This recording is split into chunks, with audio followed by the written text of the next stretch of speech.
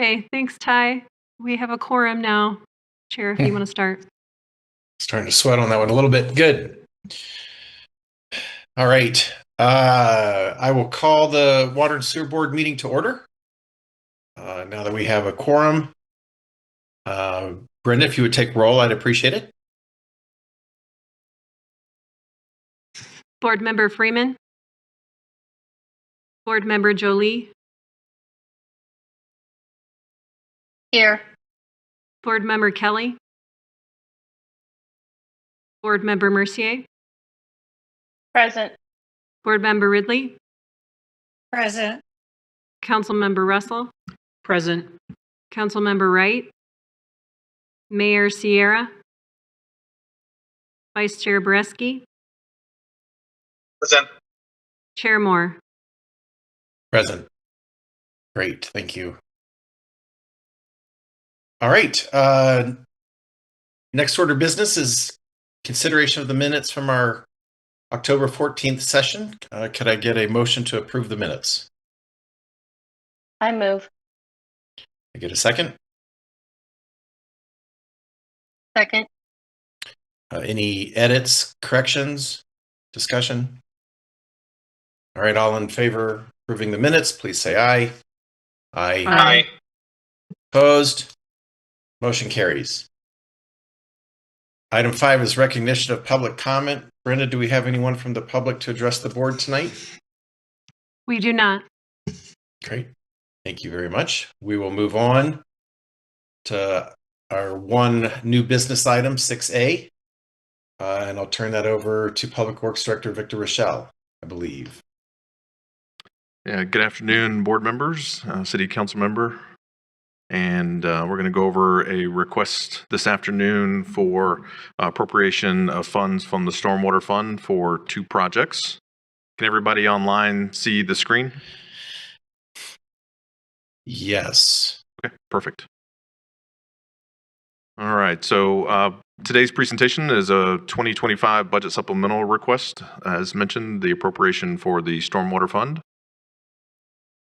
Just a quick overview. So in 2025, the budget for the CIP for stormwater was $3,975,000. The Old Hamden project in the 2025 budget CIP was lined out at $500,000, and the South Englewood stormwater budget in 2025 was lined out at $2 million.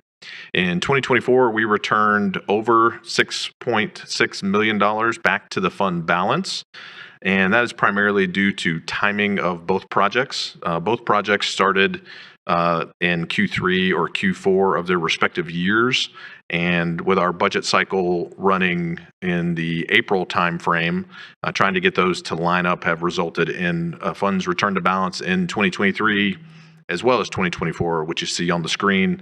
Today, what we're hoping to do is request this appropriation, which will allow us to close out the South Englewood Stormwater project, and then hopefully close out the Old Hamden Utilities project in 2025. Just a summary here. This is a breakdown of the $9 million request. Again, you'll see at the top there, our budget for 2025 for CIP was at $3.9 million and change. Our current request of the $9 million includes a breakdown of $6.1 million for South Englewood Flood Reduction Project. That's our big pond and tunnel that we just completed. That project is construction done, and we are working on closeout with the contractor. It also includes money for the Old Hamden Utilities project, $2.85 million for that project. Again, due to timing in both of those projects, bringing those funds and reappropriating them in 2025 so we can advance closeout and payment to the contractor. And that is it in a nutshell. There was some additional analysis provided in the executive summary and memo provided to the board, and I'm happy to answer any questions, and there is a proposed motion also available. Any questions? I have a question. Go ahead, Rita. Thank you. So in reappropriating these funds, will they all be expended in 2025? Or will they have to move forward from 2025 into 2026? Thank you for the question. Great question. South Englewood flood reduction will be closed out 100% in 2025. So I'm going to go back a slide or two here. So that's the 6.15 million you see there at the top under the purpose. We do anticipate Old Hampton Utilities also closing out in 2025. That's the 2.85 million you see about midway through there on the purpose, or at the bottom, the second middle bullet. So we do think that is going to close out in 2025. I'm going to knock on wood. The weather we're having right now is great for construction. There is a small chance we could run into weather delays later in December. But right now, we do anticipate closeout. Okay, so if we do not close out, departments have been moved around. Is some of this money going to be impacted by the way the departments have moved around? Will it come out of stormwater or will it come out of a different fund? Great question. I'll chime in and then certainly look over to Deputy Director Sarah Stone for input as well. But the projects are specific to the fund and should not be impacted by the move. They're specific to the stormwater fund. Okay. Yeah, so I'll just add a little bit on that. So since the Stormwater Fund is an enterprise fund, that entire fund moved under the direction of utilities. And so we've been working with Director Rochelle to transfer all of those contracts and understand where we sit with each of those. And so from a perspective of where the money goes, it's seamless. Okay, thank you. So, and since you shared that, so even though Public Works has been working on the stormwater, has that money always come out of utilities, the stormwater fund? Or was that under a different? So the enterprise fund was under Public Works as a department, and then now has moved into utilities, but it's always been a separate enterprise fund, so separate from the water enterprise fund or the sewer enterprise fund. Okay. All right. Thank you. That answers my questions. Thank you.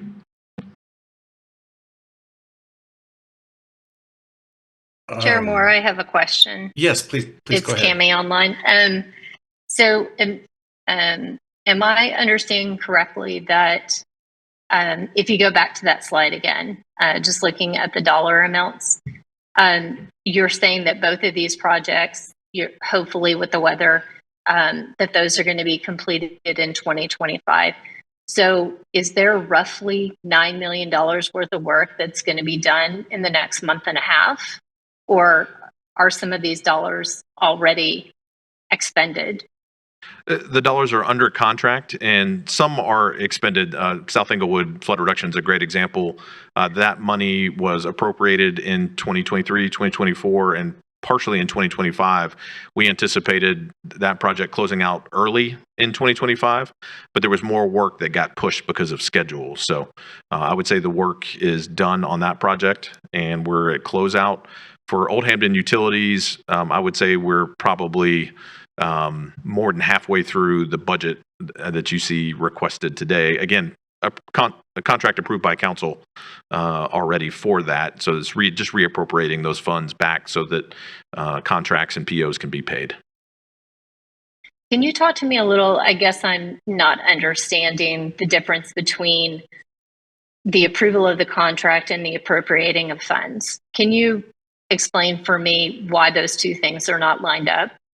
Absolutely. It's a timing issue. So when we appropriate money, we do it just on an annual basis, and we anticipate a certain amount of the contract be completed in a calendar year. Our budgeting process begins in the March-April timeframe at the staff level, and then we bring it to council in Q3 and wrap up end of Q3, Q4 with council approval of the budget for the following year.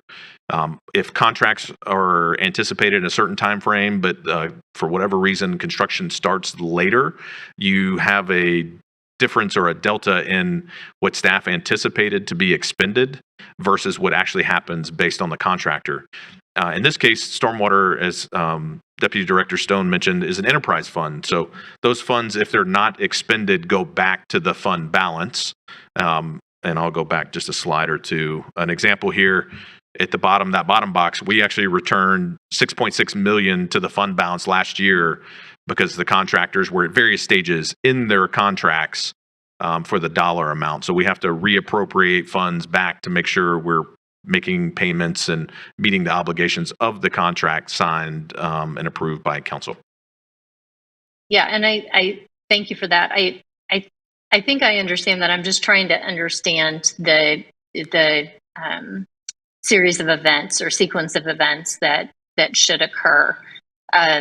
So because in my mind, the funds should be appropriated before the contract is signed, but you're saying that that's not necessarily the sequence of events that always occurs. The funds are appropriated. What happens is the amount appropriated varies because staff is trying to anticipate, in this particular case, in the April-March timeframe, what the expenditure is going to be for that year and even or for the following year. But if that contract for the following year, say, isn't let in January or February, March, et cetera, and is let in August or September, then the amount we anticipated being expended is not expended in that calendar year and goes back to the fund balance, and then we have to reappropriate. So we kind of end up in this loop where we're trying to anticipate timing of construction and other issues, and the money is appropriated and available and documented through the council contract process. Okay, thank you. You're welcome. Can I ask another question then? Yes, please go ahead. All right, thank you. So we had really already appropriated that $6.6 million. Correct. But it's not like the general fund where you just carry it over. If it's not spent, it has to go back into the fund. Correct. And that's why we're doing a budget supplemental right now, is just to reappropriate that money. Yes, ma'am, that's correct. Okay, thank you. Related to that, Victor, I mean, let's throw this out. Why don't we do that in essence on January 1st or January 2nd, when money just essentially rolls from one year to the next, as opposed to this late in the year? I assume, yeah. But why don't we do it at the first thing of the year, so to speak? Good question. You could do it at the first of the year, but in that case, you would be taking a calculated guess, I'll say, at what the end would be. In both cases, projects, especially of this magnitude, have contingency, and there are unexpected conditions and change orders that we run into. So there's a higher likelihood, if it's done earlier in the year, that you may need to come back for an additional budget supplemental, which again, there's nothing wrong with that. It's just an approach on how the finance department, city manager's office, and city council, and this group would like to see that moving forward. We're happy to tackle it in that nature.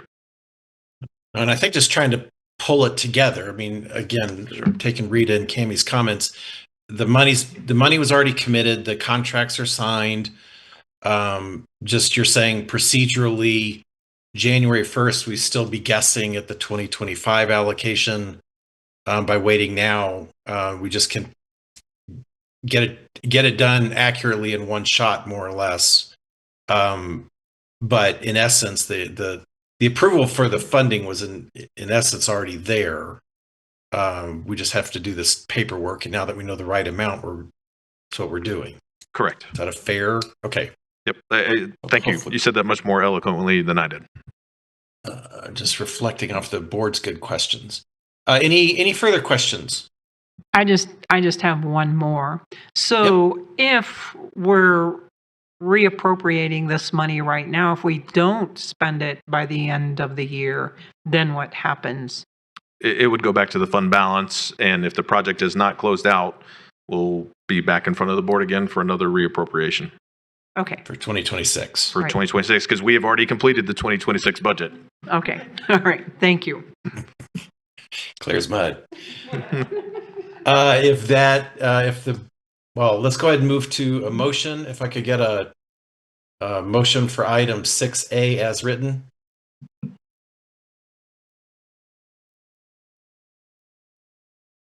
So moved. Can I get a second? Second. Great. Any further discussion before we vote? All right. Then all in favor, please say aye. Aye. Opposed? All right. Motion carries. Thank you. Thank you very much, Victor.